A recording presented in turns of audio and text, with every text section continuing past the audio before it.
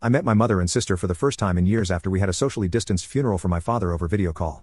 My father was cremated by his own request and buried in a local cemetery. So there was no body or casket. My sister seemed to grieve, but my mother looked indifferent the entire time. Though I honestly was not surprised. The last time she saw my father, she screamed at him that he owed her more money and then threatened to sue him. To which he just laughed at her. He'd paid alimony and child support as long as he was legally mandated to and no more than that. He even put $30,000 toward my sister's college fund. But 10 years after the divorce he was no longer legally required to send mom money anymore because of the judge's ruling. And she's by no means broke. She works the same job she has had for nearly 3 decades, fully owns the old family home we used to share, and even rents out 2 of the rooms in it to Airbnb regularly. Some time after the funeral my dad's will was read. Apparently he'd figured that if his heavy smoking didn't eventually do him in, something else would, and even joked about it in a pre-recorded video. I was pretty much willed nearly all of his assets from most of his money to his business and home. He left my sister a car 2015 Nissan Altima, and about $10,000 in cash. My mother only got $1,000 and a few other items that she'd been claiming were rightfully hers since the divorce. Beyond that I got the rest.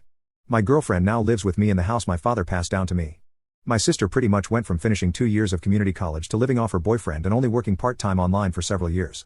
During that time she got pregnant but suffered a traumatic miscarriage. I wasn't aware till after the funeral because we were practically no contact and no one else told me. When lockdown hit, her boyfriend's job started downsizing little by little and eventually he was only able to stay on part-time. Which hampered hers and his finances to the point he was finally telling her she needed to look for better employment as well since he was trying to find a second job. And then she got pregnant. She claims she and her boyfriend were careful, but calls it her miracle baby. One evening I got an unexpected knock at my door. When I answered I was unpleasantly greeted by both my mother and sister. They both walked right in without even asking and made themselves comfortable in my living room. My girlfriend and I shared a look of confusion and I asked why they'd come by. My sister was giggling and looking all over, opening doors and seemingly giving herself a tour of my home. My mother had just plopped herself down on my sofa and snapped her fingers while demanding a cold bottled water. My girlfriend got the water for her and I asked what they were here for. My sister seemed all giddy and just ignored me to continue snooping around my home. And before long I heard her yell from down the hall, "Mommy, it's perfect." My mother finally spoke up and said, "Well, I think it's time to do your brotherly duty. Now that your father has passed, this house should have gone to me since I was his only spouse. But you can still fix this. You make plenty of money and could just buy a new house. Your sister needs this one so much more since she's the one with a baby on the way.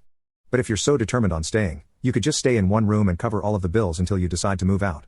I took a deep breath and stated out loud, "That's not effing happening. You don't order me around. Especially not in my own goddamn home. Yes, I make plenty of money. But like Dad, I'm gonna save it for when I really need it. Not that you care." My mother started snapping her fingers at me like she used to and loudly stated, "Stop. I am your mother. And you will do as I say because I brought you into this world, and I'm the one in charge here. And as far as you're concerned, I am God. That means when I say jump, you say how high? This house is rightfully mine and your sister will live here. Consider this your formal eviction. But since I'm gracious, I'll give you 2 weeks to pack your bags and transfer the deed to me." In the back of my mind I'm thinking this can't be real. But then I just grabbed my cell phone and started dialing. My mother quickly stood up and yelled, "What are you doing?" And I retorted, "I'm doing what I should have done as soon as this started. I'm calling the cops to get you out of my effing house."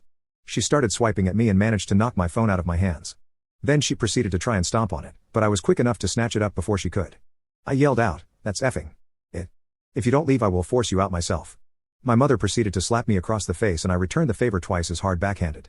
So much so I ended up knocking her back down onto the couch. She held her hand over her reddening face in total shock and then yelled, "How dare you!" I went back to dialing on my phone and said that if she didn't leave, I would have the police come and remove her by force. My sister came barreling in between us holding her arms out and saying that I should just do the right thing for once in my life and be a good big brother. I snapped and said, "Oh really? I'm the bad sibling? Last I checked I was the one who's had to work for a living since I was a teenager. I had to do all the chores in the house while you just sat on your butt playing video games or talking with your friends all day. And you used to steal my hard-earned money just to go out shopping after you spent all of your allowance. You're a complete mooch and thief. So I don't owe you anything. Now both of you get out before I decide to dial this last number." My sister started to tear up crying like a baby and said, "Mommy, make him stop." My mother began hugging her and kissing her cheeks while giving me a death glare. Then she seemed to think she'd gotten smart and said, "You know, if you do call the police I can just tell them that you hit me. And who knows, I could maybe say to everyone you wanted to do a lot worse to a poor pregnant girl in need. I don't think that'd be a very good thing for your—" I cut her off with a raised hand and said, "Just stop. If you haven't noticed my girlfriend over there has had her phone out recording almost this whole time. And that means we have recorded evidence of you assaulting me first and openly stating you'd lie to the police. I don't think that'd be so good for your reputation at your job, or your little Airbnb. If looks could unalive my mother would have blown me up like a tactical nuke. But—" She quickly deflated and started dragging my crying sister out by the arm. My sister was somehow acting like a complete toddler and broke loose of our mother's grip to sit down on my porch step and have a tantrum. I just gave my mother a look and said, "Do you see now? This is the result of the spoiled way you raised her.